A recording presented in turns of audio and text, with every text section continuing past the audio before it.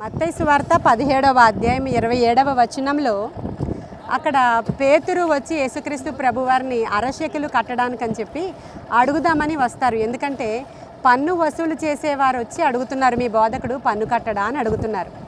అడుగుతూ ఉంటే పేతురు అడుగుదామని యేసయ్య దగ్గరికి వచ్చేటప్పటికి కపెర్నహూములో వచ్చేటప్పటికల్లా యేసయ్య అంటున్నారు, పన్ను కట్టడం కోసం కదా అని ముందే అడుగుతున్నారు. అంటే ఆయనకు అన్నీ తెలుస్తాయి కదా.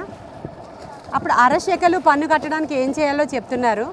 పేతుర్ని గాలం పట్టుకుని వెళ్ళమంటున్నారు సముద్రంలోనికి. వెళ్ళి అక్కడ గాలం వేయి, మొదట ఒక చేప దొరుకుతుంది నీకు, చేప బయటకు వచ్చిన తర్వాత దాని నోటిలో శెకెలు ఉంటుంది, పన్ను కట్టే అంటున్నాడు ఆయన.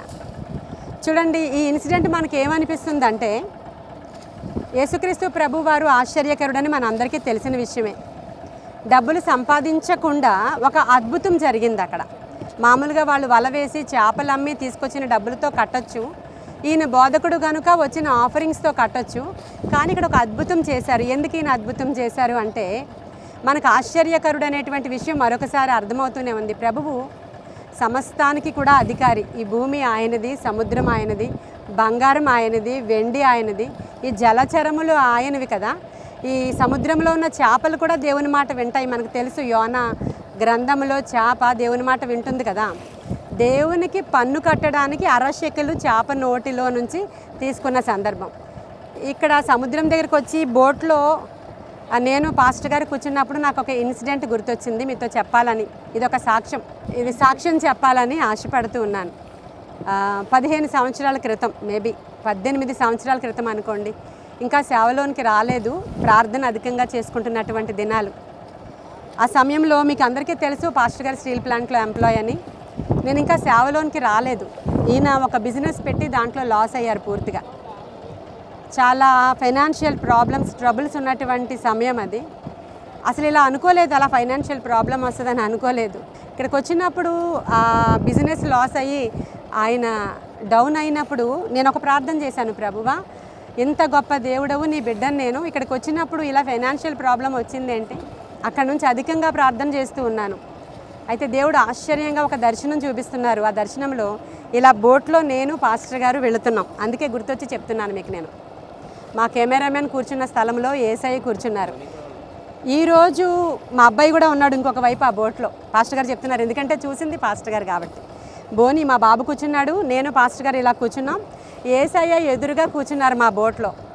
ఇలా బోటు వెళుతూ ఉన్నప్పుడు ఈయన ఇలా వంగారు అనమాట. ఇప్పుడు నేను వంగనులేండి, పడిపోతానేమో అని భయం. ఇలా వంగినప్పుడు ఈయన పాకెట్లో ఉన్నవి సముద్రంలో పడిపోయినాయి. పడిపోయినప్పుడు యేసయ్య కూడా మా బోట్లో ఉన్నారు కదా, ఆయన ఇలా చేయి పెట్టి ఇలా తీసి పోగొట్టుకున్న సమస్తాన్ని జోబులో పెట్టారు. హల్లెలూయా. అది ఆ దర్శన నెరవేర్పు జరిగింది ప్రియమైన దేవుని బిడ్డలారా. ఆ తర్వాత మంచి హౌస్ కట్టుకోవడం, ఇప్పుడు మా బాబు అబ్రాడ్లో చదువుతున్నాడు. ఈ సేవ ఎంత విస్తరించడం, నేను సేవలోనికి రావడం, ఎందుకంటే మా నామలో యేసయ్య ఉన్నారు. హల్లెలూయా. మరి మీ నామలో యేసయ్య ఉన్నారా? నేను మీతో మెసేజ్ మాట్లాడుతుంటే మా పిల్లలు చాలా లోతులోనూ తీసుకొచ్చేశారు. వెనకాల ఉన్నాడు రాజు, ఒకసారి లేచి నిలవబడి వాళ్ళు చూస్తారు. ఈయన కోస్టల్ గార్డ్ జాబ్ చేస్తున్నాడు, రాజు, మా చర్చిలో అబ్బాయి. ఆ రాజు వాళ్ళదే ఈ బోట్. ఇందాక సతీష్ వాళ్ళ బోట్లోంచి మాట్లాడాను కదా, మరి రాజు మా బోట్లో కూడా ఎక్కాలి అన్నాడు కాబట్టి రాజు బోట్లోనికి వచ్చి ఒక మెసేజ్ చెప్దామని. దేవుడు ఎంత ఆశ్చర్యకరుడు కదండి. చేప నోటిలో శెకెలు పెట్టిన దేవుడు, మా జీవితంలో పోగొట్టుకున్న సమస్తాన్ని ఇచ్చిన దేవుడు ఈరోజు నీ జీవితంలో కూడా ఆశ్చర్య కార్యాలు చేయగలడు.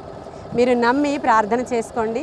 ఇలా బోట్లో నుంచి, సముద్రం మధ్యలో నుంచి యేసయ్య బోట్లో వాక్యం చెప్పారు కదా, గాలి తుఫాన్ని గద్దించారు కదా. నేను కూడా చెప్పాలని ఆశపడ్డాను. ఎక్కడానికి భయం వేసింది, ఎక్కి వచ్చేసిన తర్వాత ధైర్యం వచ్చేసింది. ఈ కొన్ని మాటలు మీకు ఆశీర్వాదకరంగా ఉండాలని. మా సాక్ష్యము నిజంగా గొప్పదండి. దేవుడు ఆశ్చర్య కార్యాలు చేసే దేవుడు. లేమిలో, లోటులో ఉంటే అగాధ జలములను నిర్మించిన దేవుడు, సముద్రాన్ని సృష్టించిన దేవుడు, సమస్తము చేయడానికి సమర్థుడు. ఆయన మీ పక్షంగా గొప్ప కార్యాలు చేస్తాడు. ఈ కొన్ని మాటలు మన వినికిడిలో దీవించునుగాక. ఆమేన్. రాత్రంతయు శ్రమ పడినా రాలేదు ప్రభు జయము, రహదారులు వెదకినను రాదాయను ప్రతిఫలము. రక్షించుని సిలువా రమణీయలోతులలో రతనాలను వెదకుటలో రాజిల్లు నా పడవా నడిపించు నా నావా